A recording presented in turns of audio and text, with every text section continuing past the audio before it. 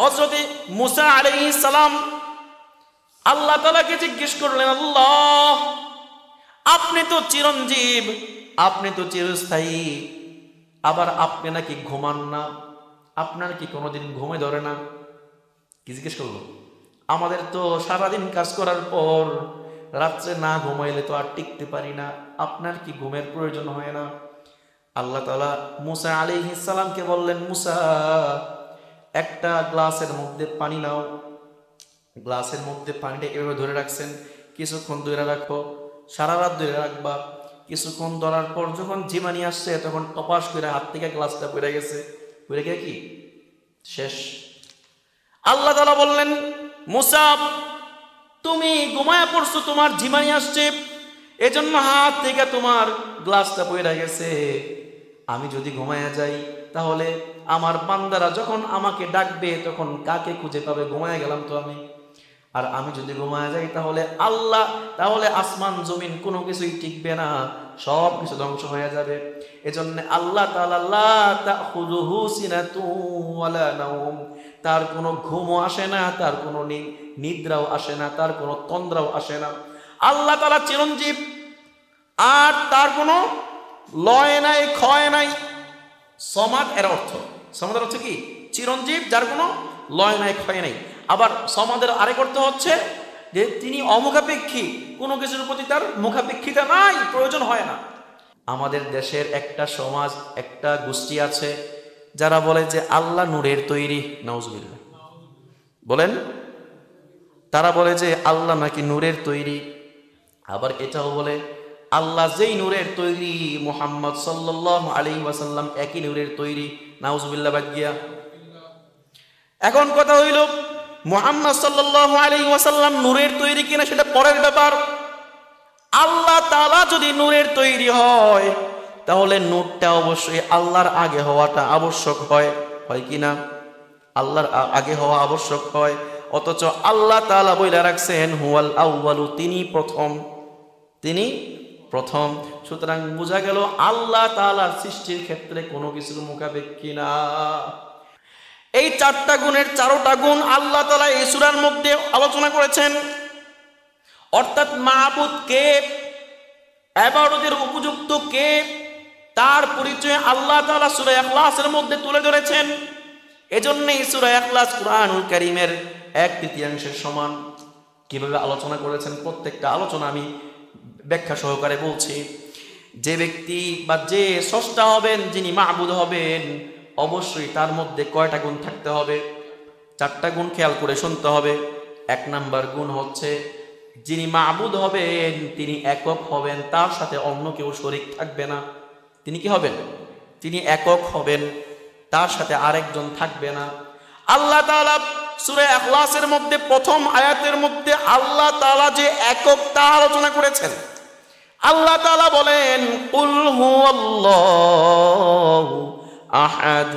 হে নবী, আপনি বলুন আল্লাহ তাআলা একক। আল্লাহ কি? আল্লাহ তাআলা কিন্তু এখানে আহাদ বলেছেন, ওয়াহিদ বলেন নাই। আহাদের কোনো দ্বিবচন নাই, বহুবচন নাই। ওয়াহিদের দ্বিবচন আছে, বহুবচন আছে। ওয়াহিদ মানে এক, আর তার 2 আছে, কি আছে? কিন্তু এককের কোনো দ্বিবচন নাই, বহুবচন নাই। ওয়াহিদ তো এক। ওয়াহিদ মানে কি? এক, তার দ্বিবচন হচ্ছে ইসনান, আর বহুবচন হচ্ছে সালাসা থেকে সব। কিন্তু আল্লাহ তাআলা তো এখানে ওয়াহিদ বলেন নাই। যদি ওয়াহিদ বলতেন তাহলে আল্লাহর দ্বিতীয় থাকতো। আল্লাহ তাআলা এখানে ওয়াহিদ বলেন নাই, বলছেন কি আহাদ। আহাদ মানে একক, যার আগেও কিছু নাই, যার পরেও কিছু নাই।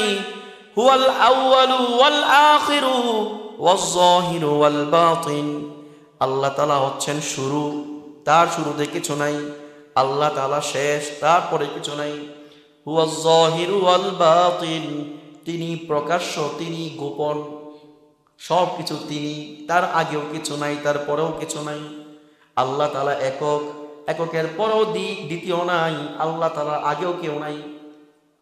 তো যিনি মাবুদ হবেন তার মধ্যে 1 নাম্বার গুণ থাকবে, বৈশিষ্ট্য থাকবে, তিনি একক হবেন, তার সাথে অন্য কেউ থাকবে না। যদি এখন কোনো ব্যক্তি আল্লাহর সাথে অন্য কাউকে শরীক করে, তাহলে সে কি আল্লাহকে এক রূপে মানল না। আর আল্লাহ তাআলা যে একক, এখন যদি আল্লাহ তাআলার রাজত্বের ক্ষেত্রে, মাখলুক পরিচালনার ক্ষেত্রে আর কাউকে নিতে হয়, সহযোগিতা নিতে হয়, তাহলে কি আল্লাহ একক রইলেন? আল্লাহ তাআলা কারো কাছ থেকে সহযোগিতা নেন না, বরং সকল কিছু আল্লাহ তাআলা একাই পরিচালনা করেন, তিনি একক।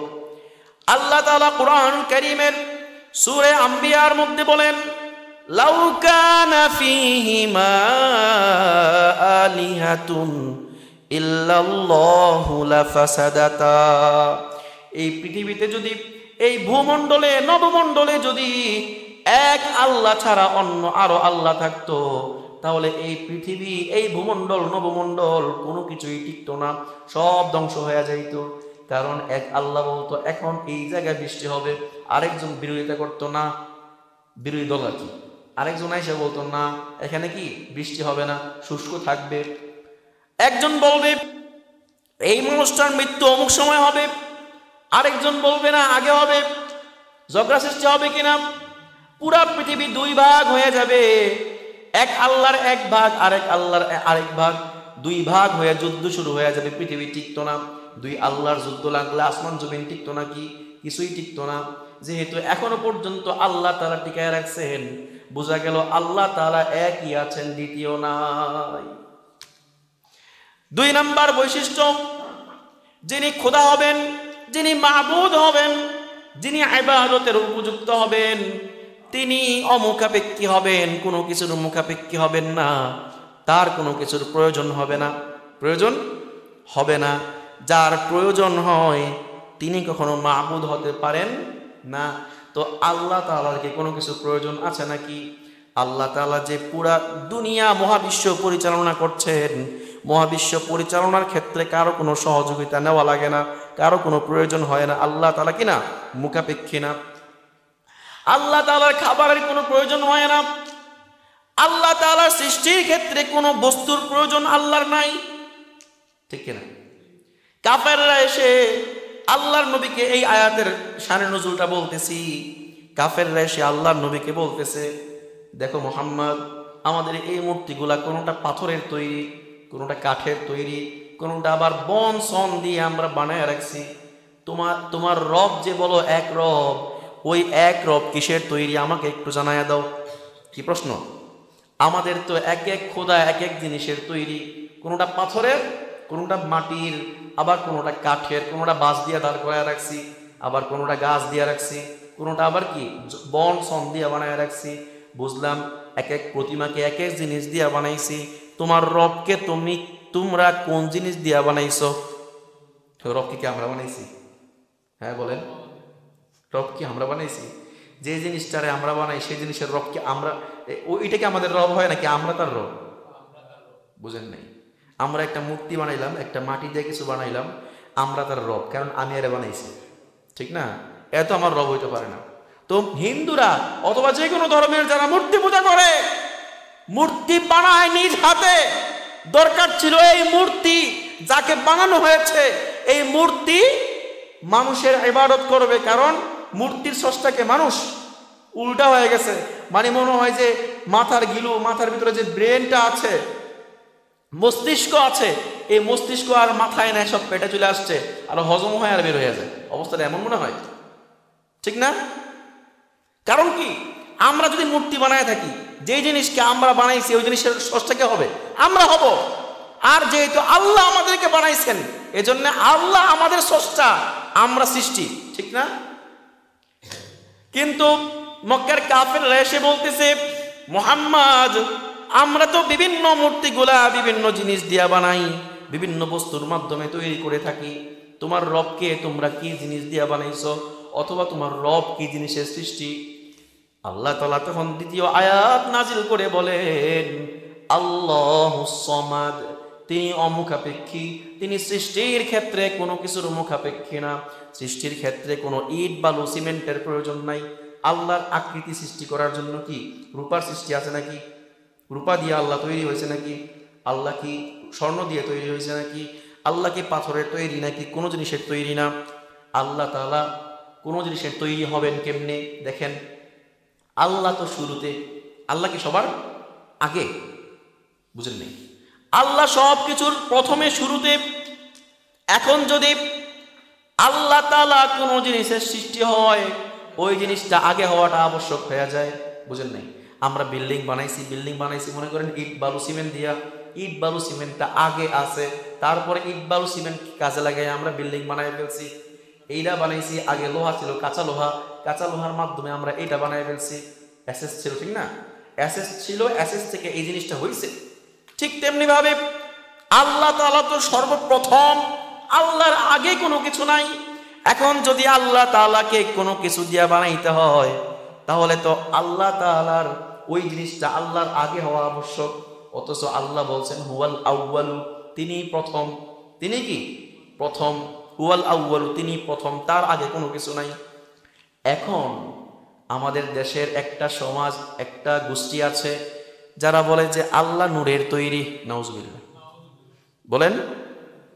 তারা বলে যে আল্লাহ নাকি নূরের তৈরি। আবার এটাও বলে আল্লাহ যেই নূরের তৈরি, মুহাম্মদ সাল্লাল্লাহু আলাইহি ওয়াসাল্লাম একই নূরের তৈরি। নাউজুবিল্লাহ বাগিয়া। এখন কথা হইল, মুহাম্মদ সাল্লাল্লাহু আলাইহি ওয়াসাল্লাম নূরের তৈরি কিনা সেটা পরের ব্যাপার।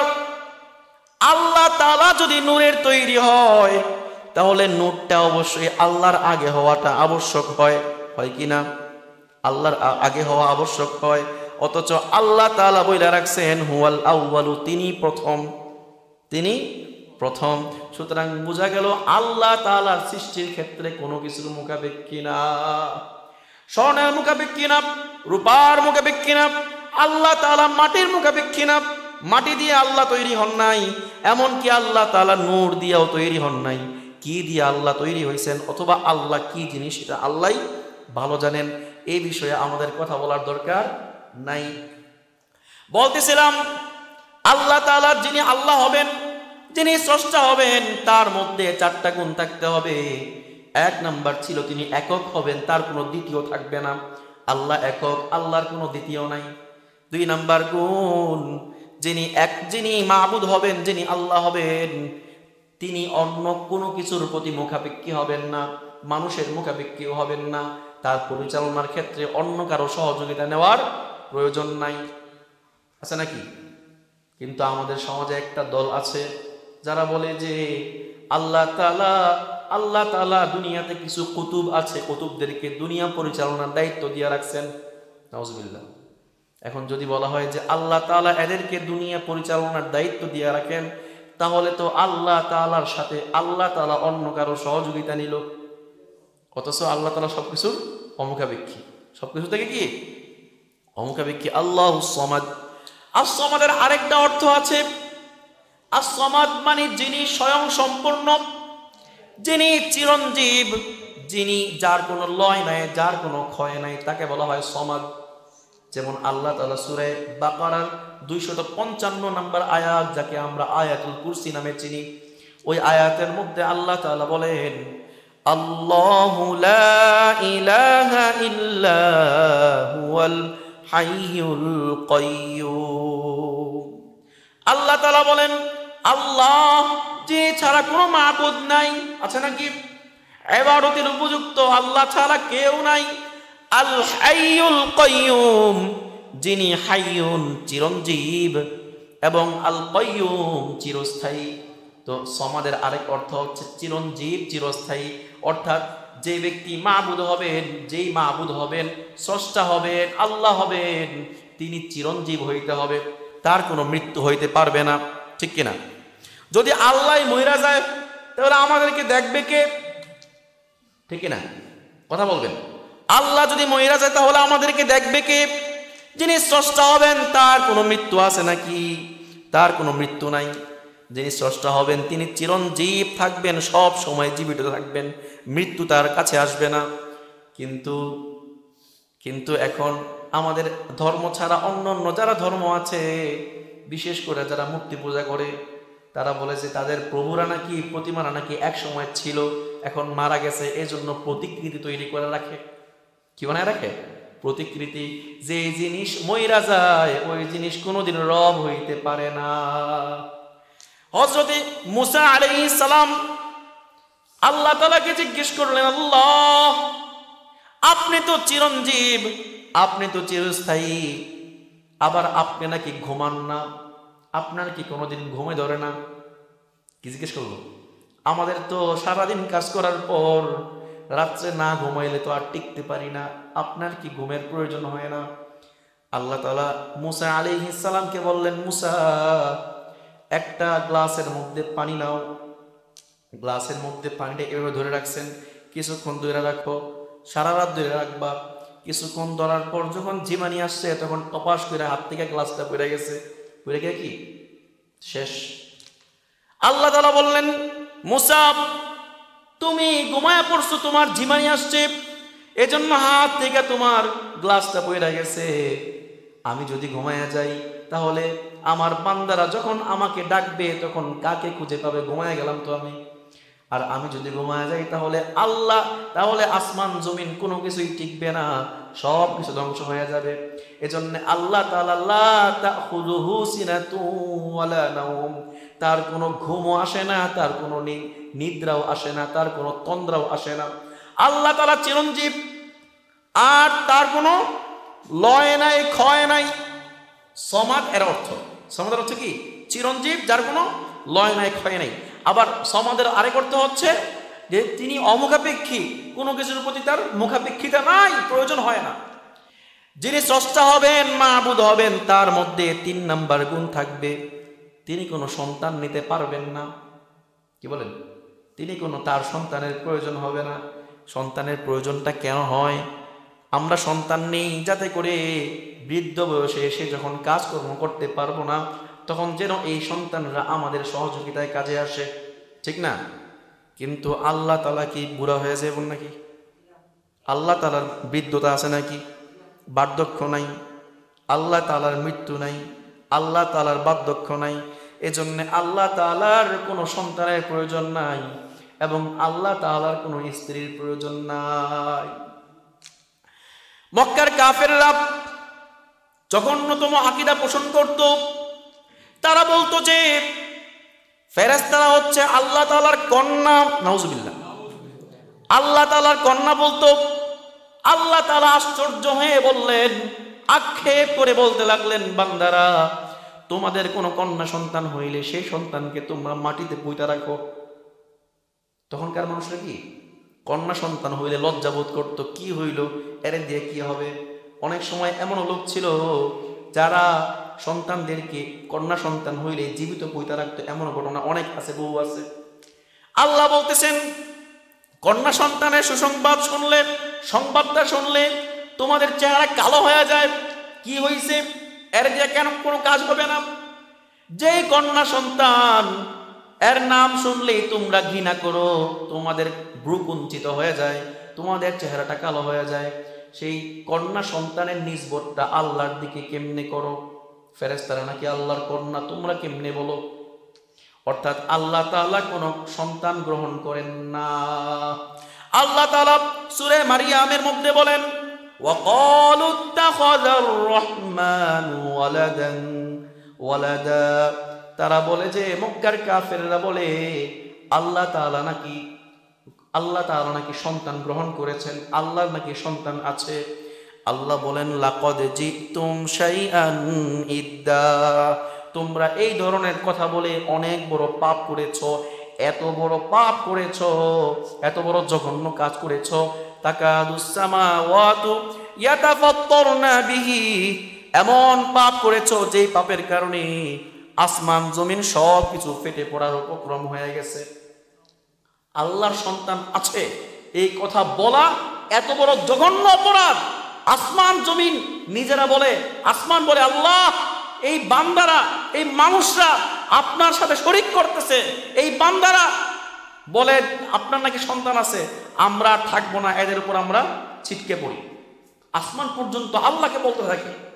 জমিন বলে, আল্লাহ এই জমিন আমার উপর এই মানুষগুলা বসবাস করতেছে, আমাকে পা দিয়ে মারাই করতেছে, আমি কষ্ট সহ্য করতেছি, কিছু বলতেছি না, আমাকে অনুমতি দেন, আমার ভিতর থেকে যে আগুনগুলো আছে আগুনগুলো আমি বের করে দিয়ে দিই। কারণ আপনার নাকি সন্তান আছে, এটা তো বড় জঘন্যতম অপরাধ। এই জঘন্যতম অপরাধ করার পর আমি আর সহ্য করতে পারতেছি না, আমাকে অনুমতি দিন। আল্লাহ বলেন, না, একটা নির্দিষ্ট সময় আছে ধ্বংস করার জন্য, সেই সময় ধ্বংস হইবা, তার আগে ধ্বংস হইবা না। মানে একটা জঘন্যতম অপরাধ, এই অপরাধটা যারা আল্লাহর সন্তান আছে এটা বলে তারা করে। খ্রিস্টানরা, ইহুদিরা হযরত উযাইর আলাইহিস সালামকে আল্লাহর পুত্র বলে, নাউজুবিল্লাহ বলেন না, আল্লাহর পুত্র বলে।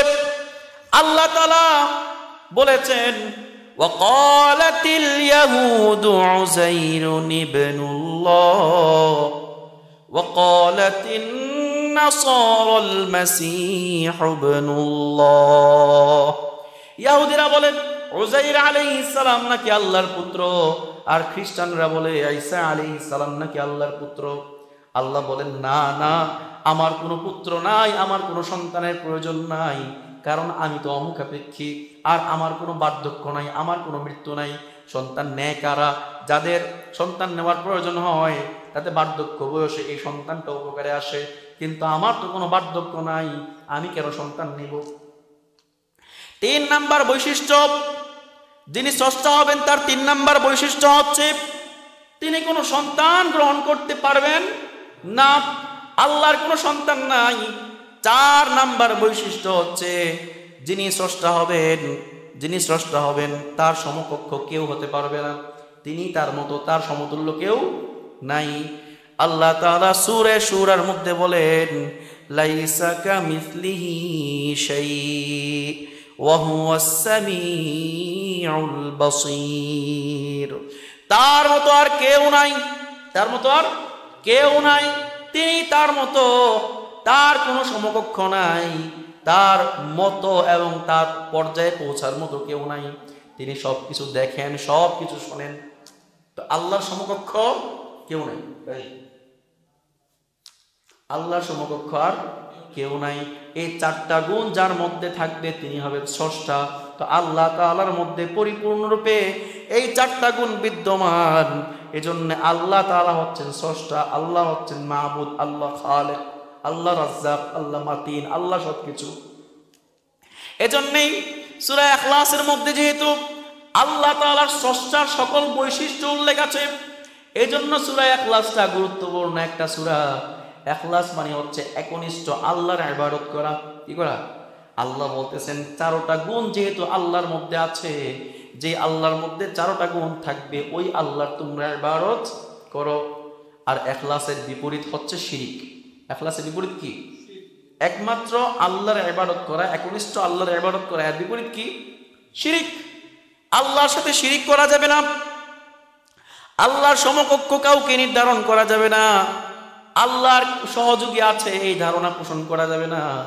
যে ব্যক্তি আল্লাহর সাথে শিরিক করবে ওই ব্যক্তি যেন, ওই ব্যক্তির ব্যাপারে আল্লাহ তাআলা নিজে বলে দিয়েছেন, ইন্নাহু মান ইউশরিক বিল্লাহ ফাকাদ হারামাল্লাহু আলাইহিল জান্নাহ। যে ব্যক্তি আল্লাহর সাথে শিরিক করবে ওই ব্যক্তির জন্য আল্লাহ তাআলা জান্নাতটাকে হারাম করে দেন। ওই ব্যক্তি কখনো জান্নাত লাভ করতে পারবে না। যে ব্যক্তি শিরিক করবে ওই ব্যক্তি কোনোদিন আল্লাহর জান্নাতে প্রবেশ করবে না। আল্লাহ তাআলা বলেন, ওয়া মান ইউশরিক বিল্লাহ, আল্লাহ তাআলা অন্যত্র বলেন, ইন্নাশ শিরকা লাযুলমুন আযীম, নিশ্চয়ই শিরিক অনেক বড় জুলুম। আল্লাহ তাআলা যে আল্লাহ সৃষ্টি করেছেন, যে আল্লাহ সব কিছু পরিচালনা করেন, যে আল্লাহ আমাদেরকে রিজিক দান করছেন, যে আল্লাহ আমাদের জন্য এই পৃথিবীটাকে থাকার ব্যবস্থা করে দিয়েছেন, উপযুক্ত বানিয়ে দিয়েছেন, ওই আল্লাহর সাথে অন্য কাউকে শরীক করা মহাপাপ। পাপ কিনা? মহাপাপ। এজন্যে আল্লাহর নবী বলেছে, আল্লাহ তাআলা বলেছেন শিরিক হচ্ছে বড় জুলুম, বড় পাপ। শুধু তাই নয়, আল্লাহ তাআলা আল্লাহর নবীকে লক্ষ্য করে বলতেছেন, লাইন আশরাকতা লা ইয়াহবাতান্না আমালুকা। হে নবী, আপনি নবী হওয়া সত্ত্বেও যদি শিরিক করেন তাহলে আল্লাহ তাআলা আপনার সকল আমল বাতিল করে দিবে। সকল আমল বাদ হয়ে যাবে, কোনো আমল টিকবে না, এমনকি আপনি হয়ে যাবেন লাতাকুনান্না